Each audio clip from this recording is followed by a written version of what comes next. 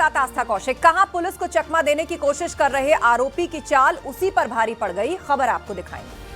राजधानी दिल्ली वालों को प्रदूषण से निजात दिलाने के लिए आर्टिफिशियल रेन की बड़ी तैयारी है, यह खबर भी आगे आपको बताएंगे।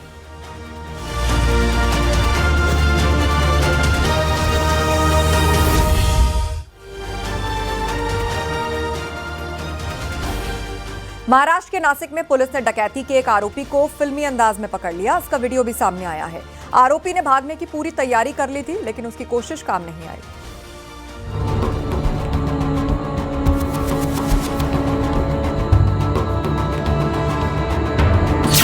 फिल्मी स्टाइल में पुलिस का एक्शन।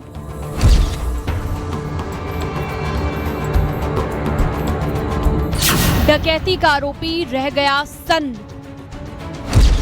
आपने चोर पुलिस वाली कई फिल्में देखी होंगी, जिसमें चोर पुलिस को चकमा देकर भागने की कोशिश करता है, लेकिन आखिर में पुलिस के हत्थे चढ़ ही जाता है।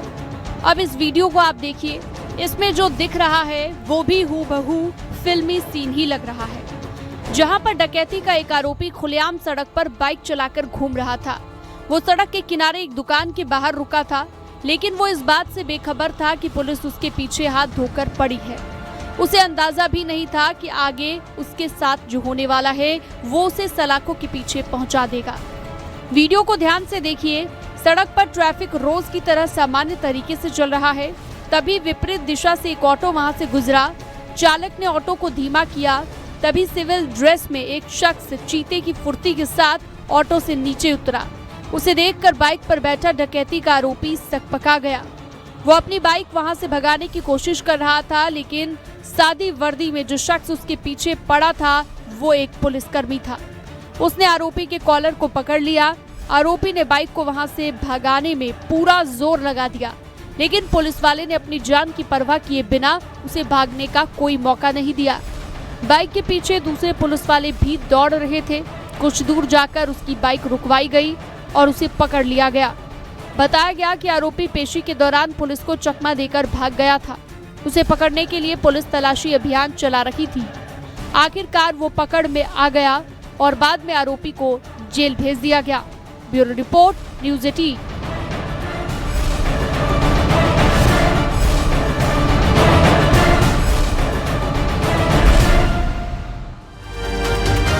कानपुर के पार्क में उस वक्त हंगामा हो गया जब प्रेमी प्रेमिका के बीच मामूली कहासुनी ने हिंसक रूप ले लिया। राहगीरों ने हंगामे का वीडियो बना लिया, जो अब सोशल मीडिया पर वायरल है।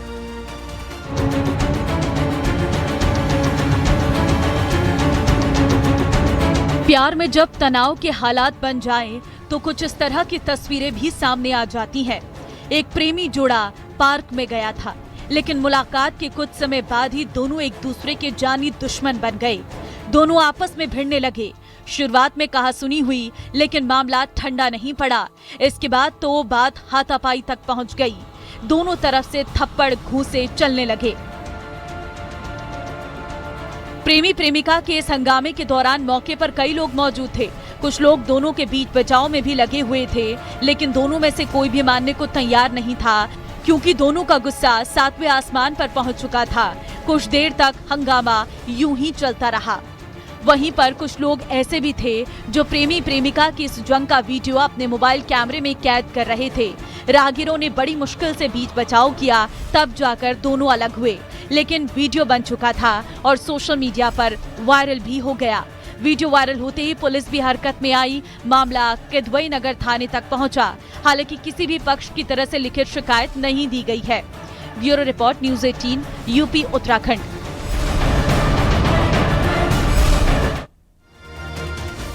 दिवाली में इस बार कार्बाइड गन का इस्तेमाल भी दिखा, लेकिन मध्य प्रदेश में दिवाली पर आतिशबाजी के दौरान इसके इस्तेमाल से कई बच्चों की आंखों की रोशनी चली गई। अलग अलग शहरों में बच्चे प्रभावित हुए, ये रिपोर्ट देखिए।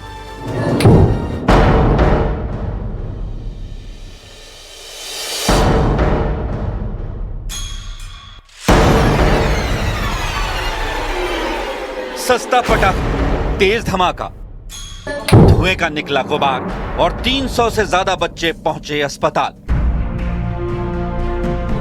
दीपावली की खुशियों के बीच मध्य प्रदेश में एक जुगाड़ और सस्ते पटाखे ने कई परिवारों की रात काली की। महज 100-150 रुपए में बिकने वाली कार्बाइड गन चलाने से कई बच्चों की आंखों की रोशनी चली गई।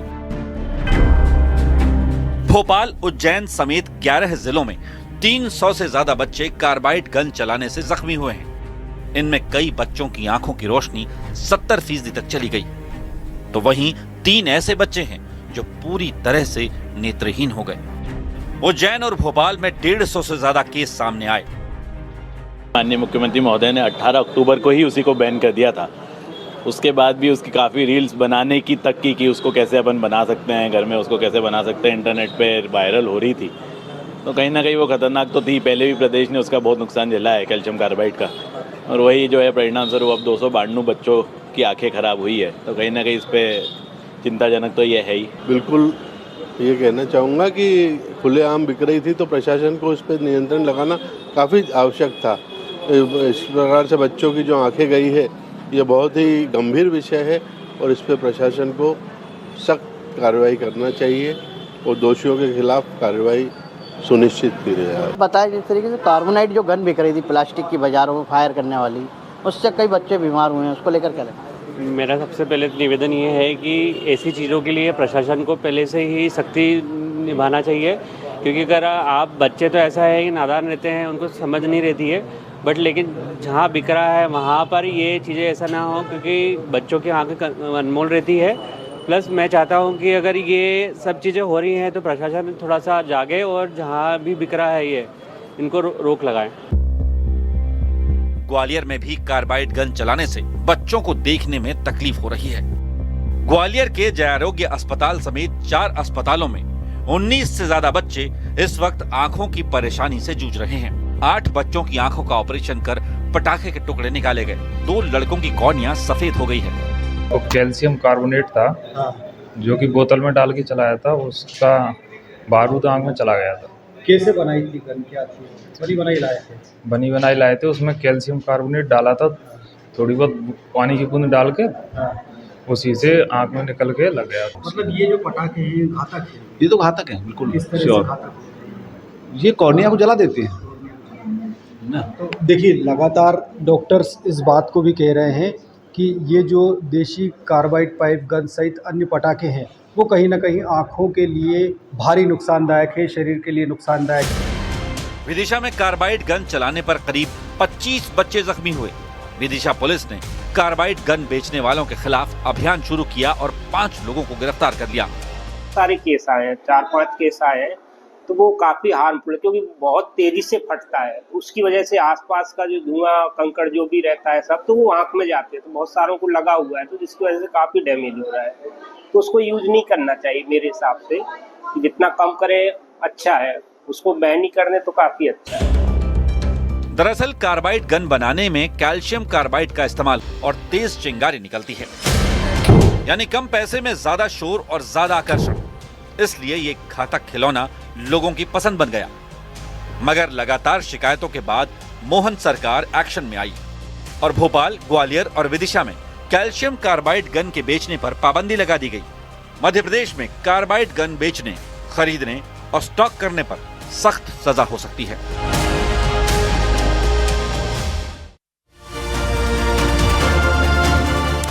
कल से महापर्व छठ की शुरुआत होने जा रही है। इस समय अलग अलग शहरों से लोग अपने घरों की ओर बढ़ रहे हैं, लेकिन ट्रेनों में भारी भीड़ भी है। ये रिपोर्ट देखिए।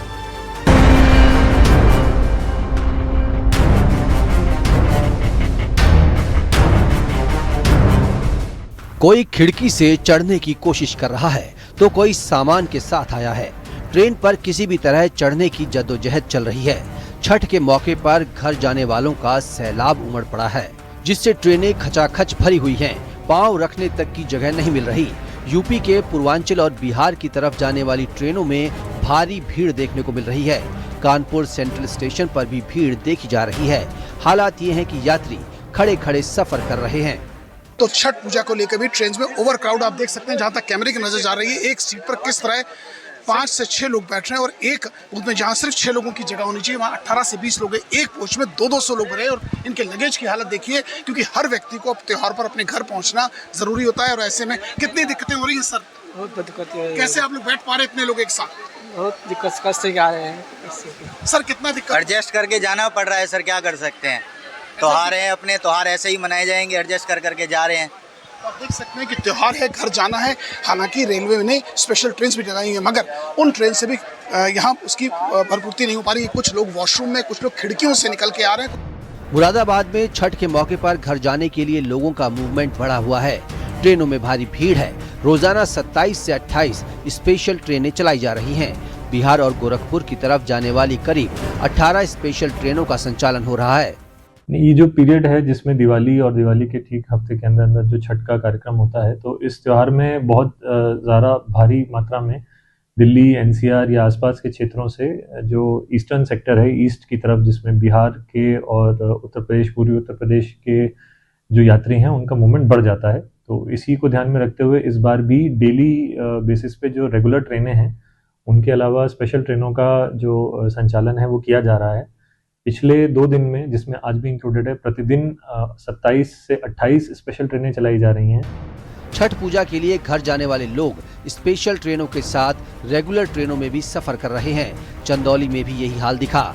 यात्रियों को गेट और टॉयलेट तक की जगह पर बैठने को मजबूर होना पड़ रहा है। भारी भीड़ होने के चलते लोगों को स्पेशल ट्रेन में भी जगह नहीं मिल रही। दिवाली के पहले से लेकर अब तक प्रयागराज से होकर 2400 से ज्यादा स्पेशल ट्रेनें गुजर चुकी हैं, लेकिन सभी ट्रेनें फुल हैं। Bureau report, news 18, UP, Uttarakhand. राजधानी दिल्ली में दिवाली के बाद प्रदूषण हर साल चिंता का विषय बन जाता है। अब दिल्ली में आर्टिफिशियल रेन यानी कि कृत्रिम बारिश की तैयारी है।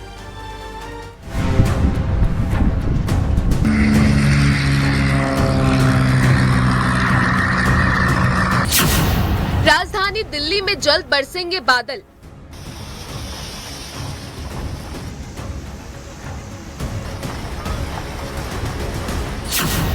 कृत्रिम बारिश कराने की तैयारी। दिवाली पर आतिशबाजी के बाद राजधानी दिल्ली में प्रदूषण ने परेशानी बढ़ाई है। सर्दी का मौसम भी धीरे धीरे आगे बढ़ रहा है। ऐसे में प्रदूषण से दिल्ली वालों को राहत दिलाने के लिए कृत्रिम बारिश कराने की बड़ी तैयारियां चल रही हैं। 28 से 30 अक्टूबर के बीच क्लाउड सीडिंग के जरिए आर्टिफिशियल रेन कराई जा सकती है। बुराड़ी में क्लाउड सीडिंग का ट्रायल पूरा किया जा चुका है। आईआईटी कानपुर के वैज्ञानिकों की टीम की निगरानी में क्लाउड सीडिंग का ट्रायल किया गया है। एक एयरक्राफ्ट के जरिए 40 से 50 मिनट के दौरान आसमान में क्लाउड सीडिंग के जरिए केमिकल का छिड़काव किया गया। ट्रायल पूरी तरह सफल रहा। अगर परिस्थितियां अनुकूल रही तो 29 अक्टूबर को दिल्ली पहली बार कृत्रिम बारिश का अनुभव करेगी। आर्टिफिशियल रेन का सफल प्रयोग कर चुकी आईआईटी वैज्ञानिकों की टीम ने पूरी तैयारी कर रखी है। आईआईटी के प्रोफेसर्स की माने और आईआईटी के टेक्निकल टीम की माने तो अब जब भी कभी बादल बनेंगे तो यहाँ से जो क्राफ्ट है वो जाएगा और क्लाउड सीडिंग करेगा। पानी तो यद्यपि नहीं बरसा, लेकिन हमारे सारे जो सिस्टम्स थे वो सर्टिफाई हो गए, चेक हो गए। फ्लेयर्स भी अच्छे से काम किए, जिससे कि सॉल्ट मिक्सचर क्लाउड्स में ऊपर चला गया। अब इस एक्सपेरिमेंट के बाद अब हमें एक विश्वास है कि जब भी दिल्ली में अगली बार बादल होंगे जिनमें मॉइस्चर अच्छी मात्रा में होगा, तो हम अपनी सीडिंग के द्वारा वहाँ पे पानी बरसा सकते हैं। कृत्रिम वर्षा के लिए दिल्ली के आसमान में बादलों और नमी की मौजूदगी जरूरी है। आईआईटी कानपुर का सेस्ना विमान भी तैयार है। केंद्र सरकार के नागरिक उड्डयन मंत्रालय की अनुमति मिलने के साथ ही दिल्ली सरकार के साथ भी सहमति बन चुकी है। कृत्रिम बारिश में बिना मौसम बरसात होती है। क्लाउड सीडिंग एक मौसम परिवर्तन करने की तकनीक है। इसमें सिल्वर आयोडाइड, पोटेशियम आयोडाइड जैसे केमिकलों को विमान के जरिए बादलों में फैलाया जाता है ताकि नमी के कण जमा होकर बारिश की बूंदें बनाएं और इसके बाद बारिश हो सके। दिल्ली सरकार जो है इसको एक बेहतर विकल्प समझ रही है। अब देखना ये होगा कि क्या इन 28, 29, 30 में बारिश होती है या जो कृत्रिम बारिश है उससे कितना असर दिल्ली की वायु प्रदूषण पर पड़ता है। कितना फायदा होगा प्रदूषण में? होगा, लेकिन सिर्फ 1, 2, 3, 4 दिन तक, क्योंकि हम देखते हैं कि मॉनसून में भी जब पहली बारिश आती है डस्टी सीजन के बाद और सिर्फ 1 या 2 दिन आती है तो प्रदूषण कम ज़रूर हो जाता है, लेकिन फिर से ज़्यादा हो जाता है, क्योंकि जो इमिशंस हैं दिल्ली के, ट्रांसपोर्ट के, कंस्ट्रक्शन के, ये लगातार निकलते हैं। तो ये उस टाइम भी निकल रहे होंगे और उसके बाद भी होंगे। ये टेक्नोलॉजी सिर्फ बादलों का संघनन बढ़ाकर बारिश करवा सकती है, बादल नहीं बना सकती। हालांकि इस प्रक्रिया में खर्चा भी काफी आता है। वहीं अब दिल्ली में लोगों को कृत्रिम बारिश देखने का इंतजार है। कानपुर से अमित गंजू, दिल्ली से फराग खान के साथ ब्यूरो रिपोर्ट, न्यूज़ 18। यूपी में राज्य पक्षी सारस की संख्या में लगातार बढ़ोतरी हो रही है। खास बात यह कि सारस की सबसे ज्यादा संख्या इस बार भी इटावा जिले में ही है।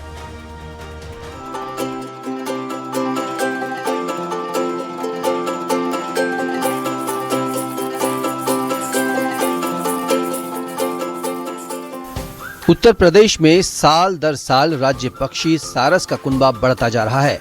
राज्य में हर साल 2 बार इनकी गणना की जाती है। हाल ही में हुई राज्यव्यापी गणना में इटावा में 3289 सारस पक्षी दर्ज किए गए हैं। पिछले साल की तुलना में ये संख्या बढ़ी है। पिछले साल यहाँ 3280 सारस थे। सारस के संरक्षण की दिशा में ये बड़ी सफलता मानी जा रही है। इटावा के बाद मैनपुरी में 2945, शाहजहांपुर में 1212, औरैया में 1202, कन्नौज में 786, हरदोई में 735, संत कबीर नगर में 717, कानपुर देहात में 709, गोरखपुर में 675 और सिद्धार्थ नगर में 673 सारस पाए गए। प्रारंभ से ही, जब से ये 1999 में जब संवेदनशील हुआ इसके प्रति फॉरेस्ट डिपार्टमेंट, तभी से यहाँ पर लगातार संख्या बड़ी ही पाई गई और वो हम लोग संख्या यहाँ पर लगातार स्थिर बनाए हुए हैं। ये हम सब शहर वासियों, ग्रामीण जनों और यहाँ की जनता का बहुत बहुत धन्यवाद है कि वो लोग इसके प्रति संवेदनशील हैं। राज्य सरकार की ओर से सारस पक्षी के संरक्षण की दिशा में योजनाएं चलाई गई हैं। इटावा के लोग सारस पक्षी के प्रति भावनात्मक लगाव भी रखते हैं। करीब 12 किलो तक वजन वाले सारस की लंबाई 1.6 मीटर और उसका जीवन काल 35 से 80 साल तक होता है। इनकी 70% आबादी उत्तर प्रदेश में पाई जाती है। झीलें, तालाब और धान के खेत सारसों के लिए ठिकाना बन चुके हैं। यहाँ उन्हें भरपूर भोजन, सुरक्षित घोंसले और शांत वातावरण मिलता है। Report, news 18, UP, Uttarakhand. Saharanpur से कांग्रेस सांसद इमरान मसूद फिलिस्तीन के आतंकी संगठन हमास से शहीद आजम भगत सिंह की तुलना पर बुरी तरह घिर चुके हैं। एक पॉडकास्ट के दौरान इमरान मसूद ने ऐसा विवादित बयान दिया जिसके बाद से कांग्रेस सांसद मसूद अब सफाई देने में जुटे हैं। शहीद आजम भगत सिंह से हमास की तुलना पर उन्होंने कहा कि कभी भी किसी से तुलना नहीं की जा सकती। शहीद आजम भगत सिंह की तुलना हो सकती है? किसी से नहीं हो सकती भैया। ये जो आंदोलन पूरे विश्व में हुए, अलग अलग आंदोलन, उसमें बात थी। नेल्सन मंडेला साहब ने साउथ अफ्रीका का मूवमेंट लाया। नेल्सन मंडेला साहब को साउथ अफ्रीका के मूवमेंट के टाइम पर जेलों में रहे, उन्हें भी आतंकवादी बता रहे थे ये सब, जितने भी वेस्ट मीडिया है। फिर उसके बाद क्या हुआ, उन्होंने सरकार बनाई, फिर उन्हीं को पीस अवार्ड भी दे दिया, उन्हीं को पीस अवार्ड मिला ना। तो क्या भगत सिंह की और हमास की तुलना हो सकती है? नहीं हो, मैं कह रहा हूँ हो ही नहीं सकती है। आप तुलना क्यों जबरदस्ती अपने अल्फाज डाल के मेरे मुंह में कर रहे हैं? नहीं, वो तो आपने की, उसके नहीं की, मैंने नहीं की। लेकिन आप एक बात तो बताइए, कोई किसी को क्या मानता है? भगत सिंह जी को फांसी का फंदा चूमा, फांसी दी गई, तो उनके नज़र में क्या थे? वो उन्होंने सोचा हमारी नज़र में शहीद हैं, भगत सिंह जी शहीद आजम हैं, हमारी ज़मीन के लिए लड़े, हमारे लिए लड़े, अपने प्राणों की आहुति दे दी और मरते दम तक, जब आखिरी वक्त था उनका, उस वक्त तक भी वो डरे नहीं, दबे नहीं, झुके नहीं। हापुड़ के बनखंडा गांव में 10 फीट लंबा अजगर मिलने से हड़कंप मच गया। जब किसान खेतों में काम कर रहे थे तभी अचानक अजगर पर नजर पड़ी। वन विभाग ने कड़ी मशक्कत के बाद इसका रेस्क्यू किया और इसे सुरक्षित जगह पर छोड़ा गया। अजगर पकड़ने के बाद लोगों ने राहत की सांस ली है। अभी ना बना, इससे ले लियो तुम। रुक जाइए अंकल, उठाओ और एक जरा बोरी पकड़ो। बच्चे के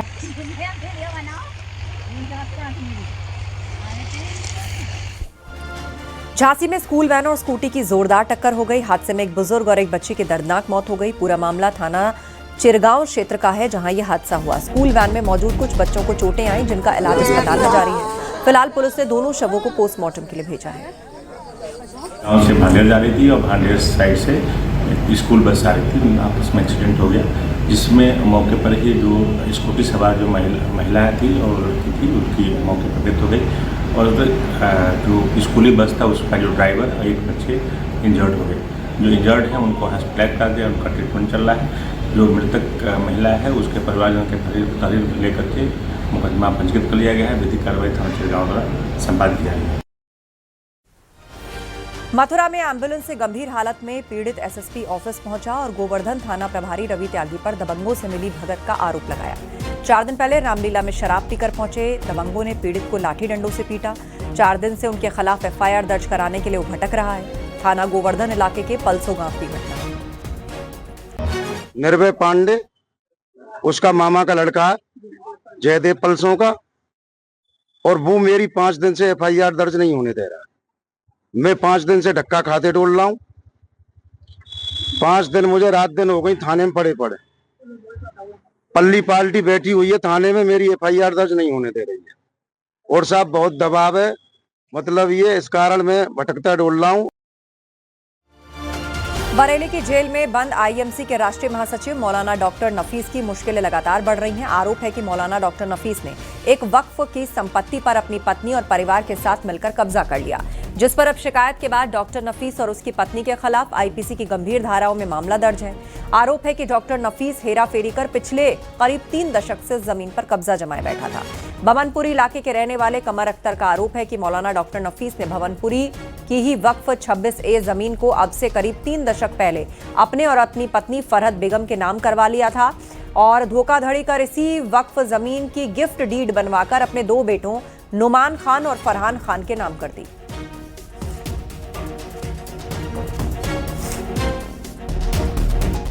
जहां बरेली के मोहम्मद कमर नाम के एक व्यक्ति ने डॉक्टर नफीस और उसकी पत्नी फरहत बेगम पर वक्फ की संपत्ति हेराफेरी और धोखाधड़ी के बाद कब्जा करने का आरोप लगाया है, जिस पर एसएसपी बरेली के आदेश के बाद थाना कोतवाली में डॉक्टर नफीस और उसकी पत्नी फरहत बेगम के खिलाफ गंभीर धाराओं में मुकदमा दर्ज कर लिया गया है।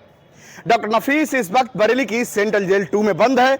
वहीं पुलिस ने अब दर्ज किए गए वक्फ संपत्ति के मामले में जांच पड़ताल के लिए पुलिस की 5 टीमों को लगाया है। पुलिस अधिकारियों का दावा है कि जल्द ही सबूत जुटाकर डॉक्टर नफीस की पत्नी फरहत बेगम को भी गिरफ्तार कर जेल भेजा जाएगा। मैं रामविलास सक्सेना, न्यूज 18 बरेली।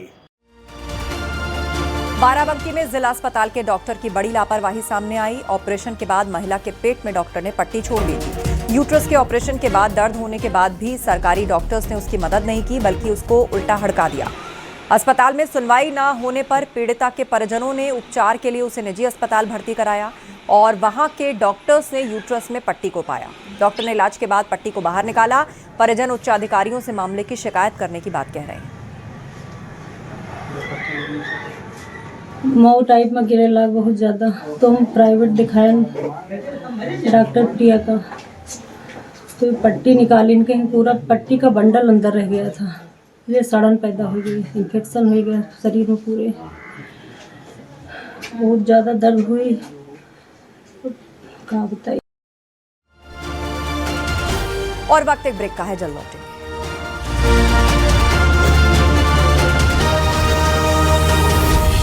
आप देख रहे हैं न्यूज 18 उत्तर प्रदेश उत्तराखंड।